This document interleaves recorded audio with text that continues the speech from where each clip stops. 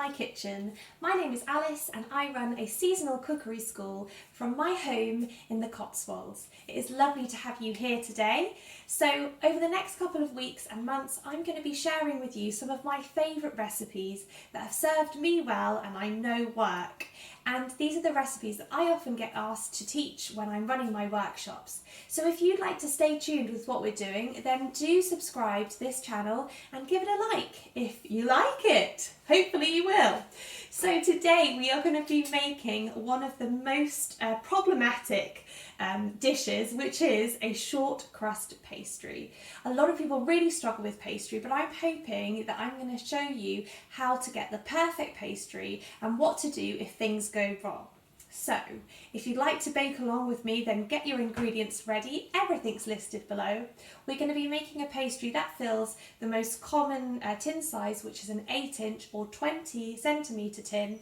But if you'd like to be making an 11-inch, which is the next size up, then I will talk you through what you need for that. So, let's get going. For the ingredients, you will need 120 grams of plain flour, half a teaspoon of salt, some cold water, and 60 grams of fat. I've split this down into 30 grams of lard and 30 grams of butter, but if you don't have lard or you're a vegetarian, then you can just use 60 grams of butter. I like to use lard because I think it gives a lovely crumbly short texture, but it's absolutely not essential if you don't want to use it. And that is it, that's all we need. It's very, very simple. Now a quick tip for making this is to always remember there's one rule for pastry, which is always half the amount of fat to flour. So if you are making the 11-inch tin, then you will be needing 220 grams of plain flour to 110 grams of fat. So if you've got that in your memory, half the amount of fat to flour, then you'll be on to a pastry winner. So the equipment that we need today is one large bowl, a rolling pin, some greaseproof paper or some cling film, a knife and a fork, just a table knife and a fork, some measuring spoons, a pair of kitchen scissors, some baking beans or any type of dried pulse, chickpeas, lentils, rice, absolutely fine too. That's just to to stop the pastry from rising up. And then your tin that you require to pop it into, a little bit of string, and some extra flour or icing sugar for rolling out. So that's all we need, so let's get going. So, first things first, we're going to cube up that butter. We need to make sure that the butter is really, really cold and it's come straight from the fridge. If your butter's been out on the side, then pop it in the freezer, pop me on hold for 10 minutes, and then bring it out of the freezer and it will be ready to go. The absolute #1 rule with pastry is always keep things as cold as you possibly can. So we're going to cube this butter and this lard up, just using a knife, any knife will do. And the reason we're cubing it up is because we're going to rub this into our flour. And the smaller it is, the better. It will make it easier for us to rub into our flour. So just cube this up. Doesn't have to be neat or tidy. And there we have it. Lovely and small. So we're now going to tip our flour into our bowl. And we're also going to add our half a teaspoon of salt. In that goes. Pop that to one side. And now what we're going to do is rub in the fat to the flour. And this is a really crucial part of pastry making. You can actually do this with a knife and you can just cut it into the flour, or you can use a pastry cutter, which is something they often use in America, but I'm going to be showing you how to do this with your hands. So what we're going to do is lift the flour and the butter up together out of the bowl and push our flour and our butter into the flour using our fingertips.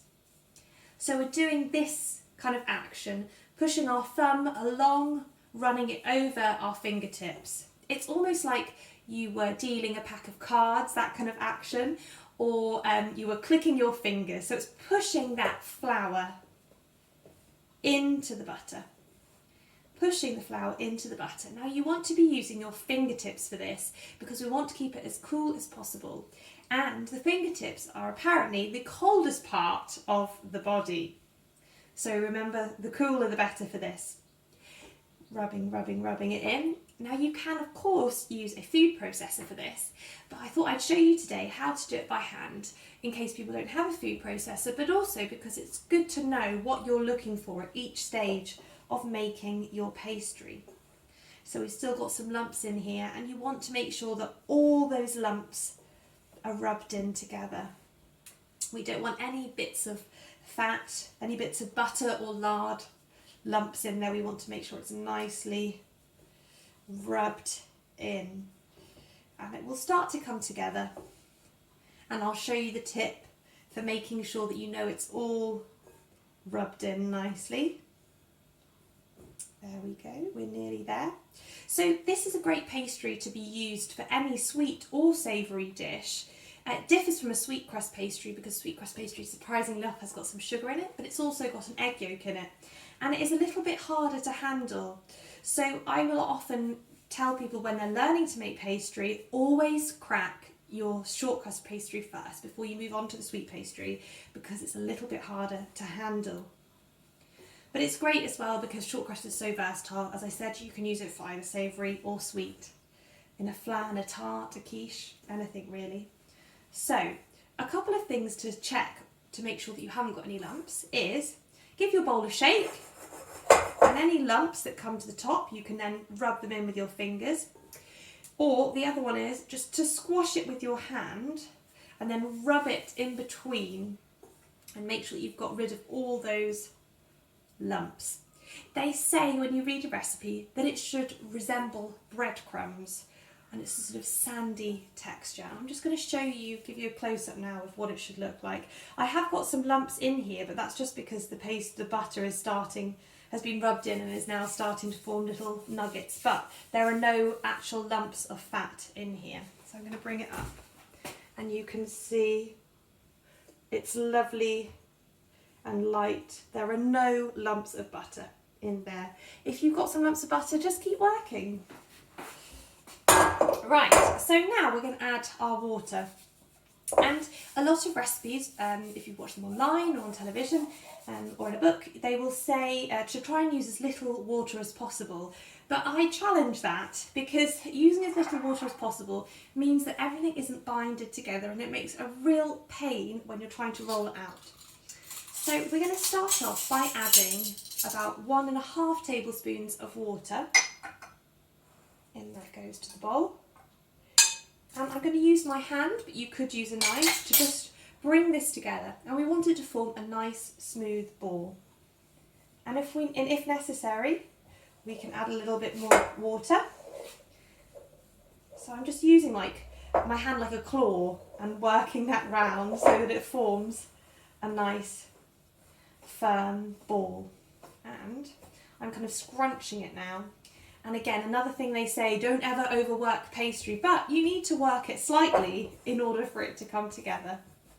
So 1.5 tablespoons is just the right amount there to bring that together. Now, if you've got any sandy bits or cracking bits, then add some more water.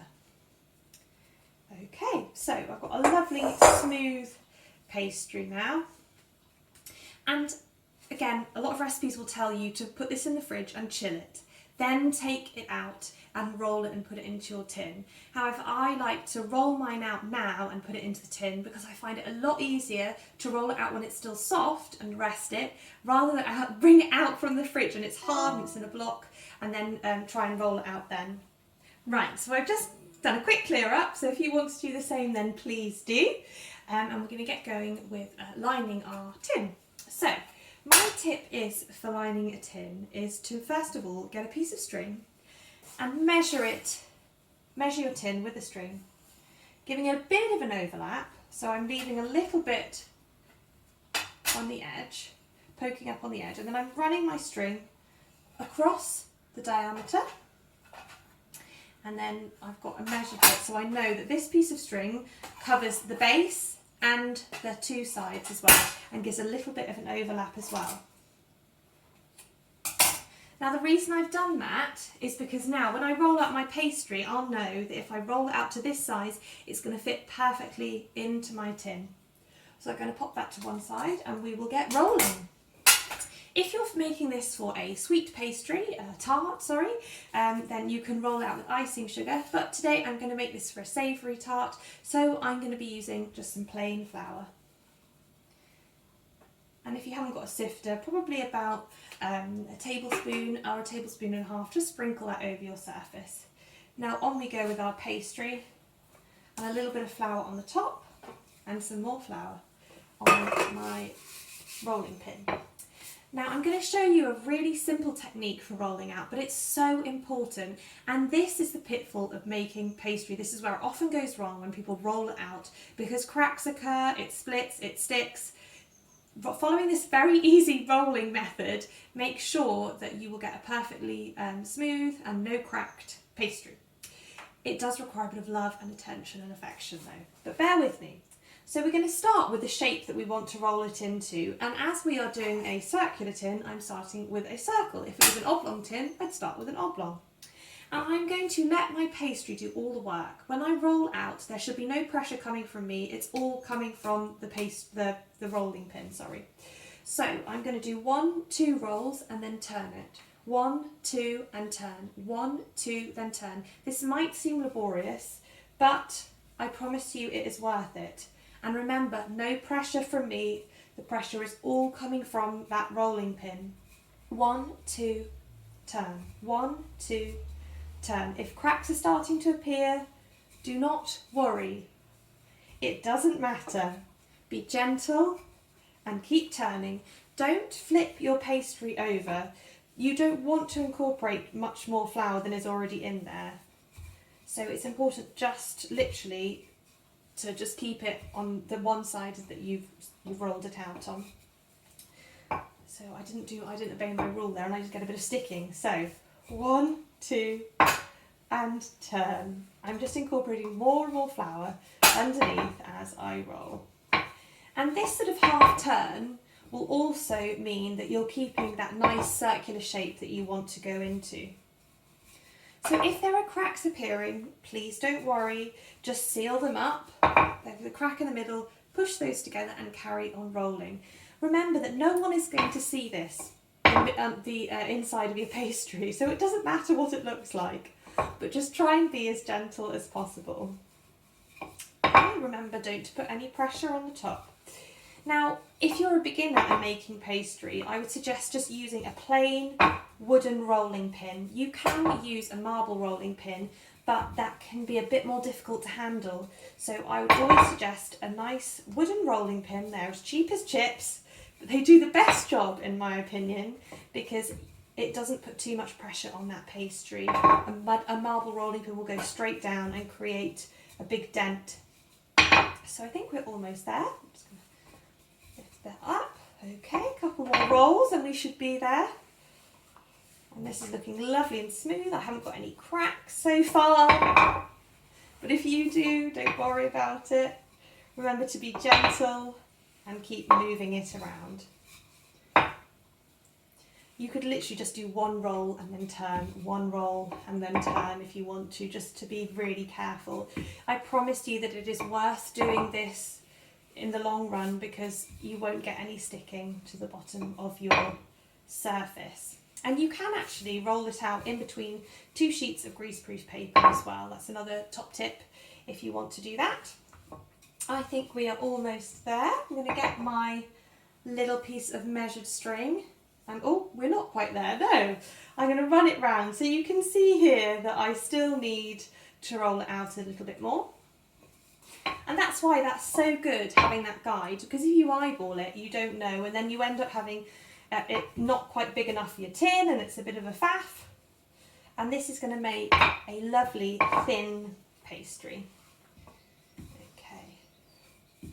And this process is exactly the same for any size of pastry that you're doing. If it's a big 11 inch tin, same thing. Or if you're doing little jam tarts or something like that, it's exactly the same principle with the rolling, the whole method is always the same. Okay, so we're nearly there with this, I think. We're just going to roll out a little bit more. Okie dokie. And again, you can see like now I've got some cracking on the side. Don't worry about that, that's fine. So I'm going to run that around. I'm going to do one more roll and I think I should be done.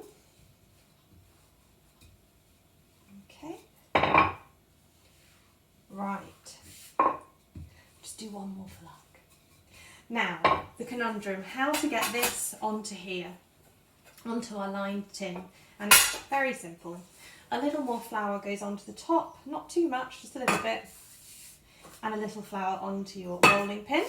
And we're going to use the rolling pin to lift our pastry up and onto our tart, our tin, sorry. So we start with our pastry at the edge. Remember, no pressure on from the hands on this. And we're just going to gently, using our hands, pull the pastry up and roll it on to our rolling pin like that.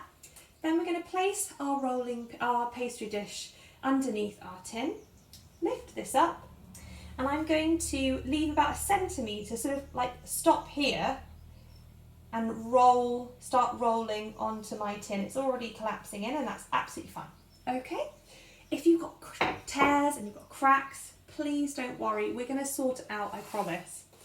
So that's it, nicely popped it into our tin. I've got a bit too much on one side, not enough on the other, that's fine. The way we want to line this now is to pull this pastry out this way, out away from the side of the tin, and gently push it into the sides. So I'm almost like pulling the pastry back so it all falls into the middle of the tin.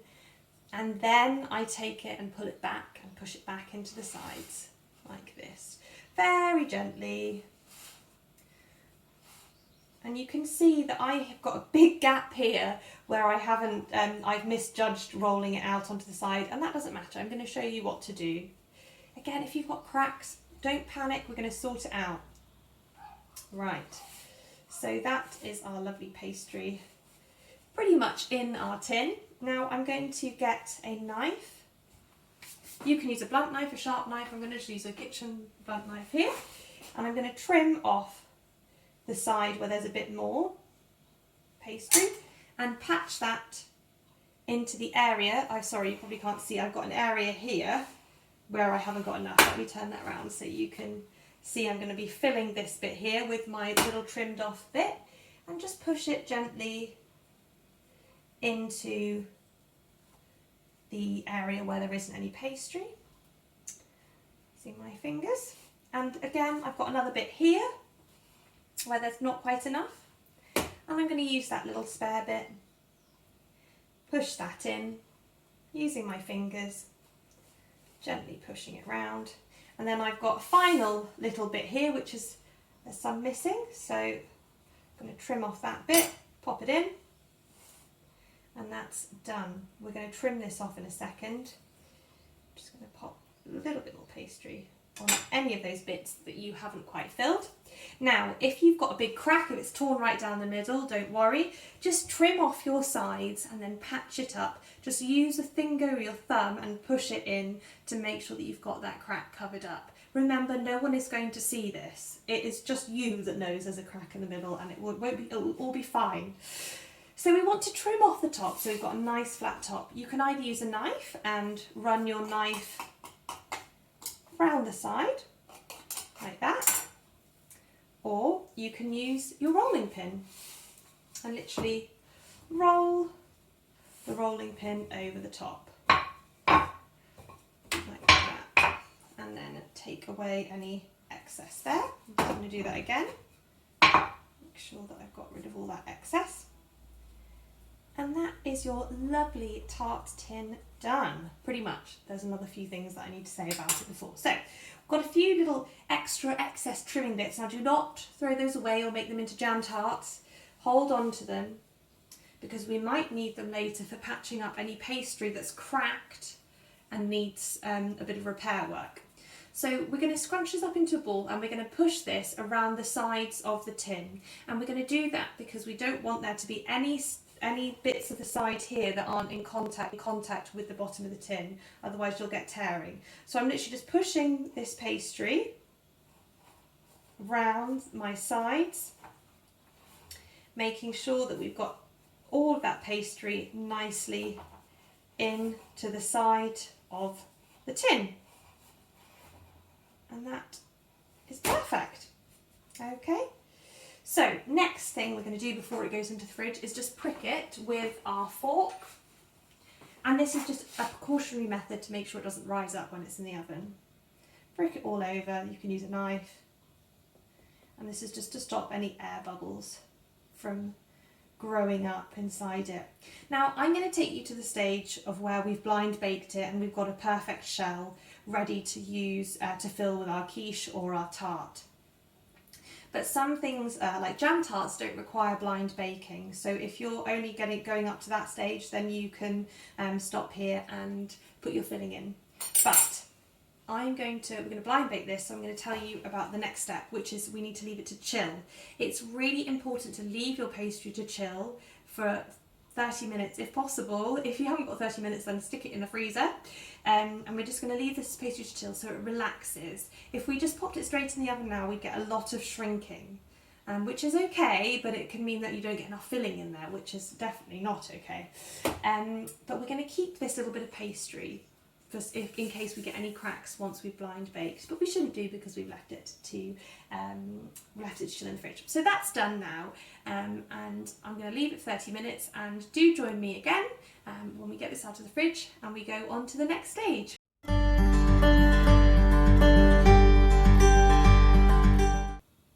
So our pastry shell has been resting in the fridge and it is ready to be blind baked.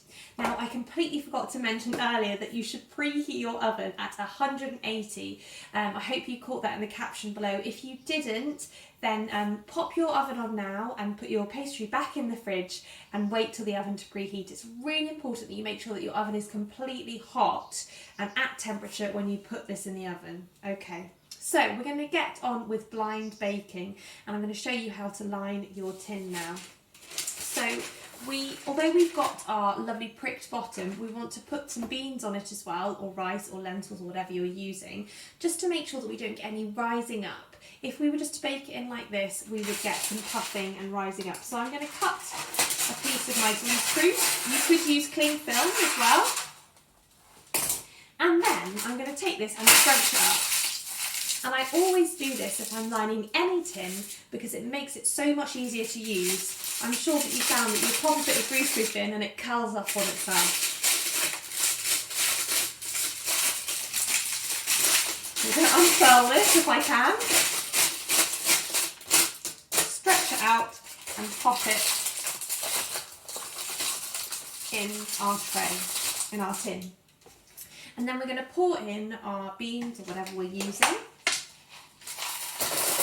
Make sure that they completely cover the base.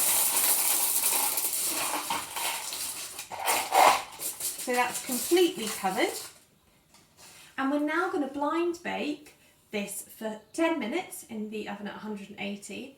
Then once it's blind baked for that time, we're going to take our beans out, literally lift them out of the greaseproof, pop them in whatever they came in, and then this pastry goes back into the oven without the beans for another 5 minutes, just to crisp up and make sure it's completely cooked through, so that when you do put your filling in, you're not going to get any soggy bottom.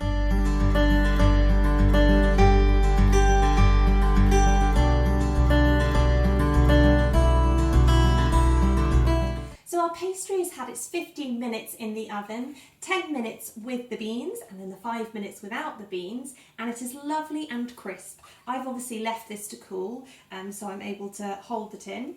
But if you've got any tears or cracks, then you don't need to worry about it. You can just patch this up with that leftover pastry that we've got. And I'll just quickly show you, imagining that I have a tear. You take a little pinch of the pastry and you squash it between your fingers, and then you just pop it into wherever there might be a crack. And if there's a big crack, then you just patch it up with this pastry. Don't worry that it's raw. You're obviously going to cook it again with whatever filling you're going to put in. So in order to get this out of the tin, you take something that's smaller than your base, you pop it on top like that and slide it off. And you have a perfect crisp pastry shell ready for your delicious filling, sweet or savoury. Now I would love to see your creations, and do share with me on Facebook at Alice Through the Year or Instagram Alice Through the Year. And if you'd like to subscribe to my channel, please do, or like this video. Thank you so much for joining me, and I hope to see you soon.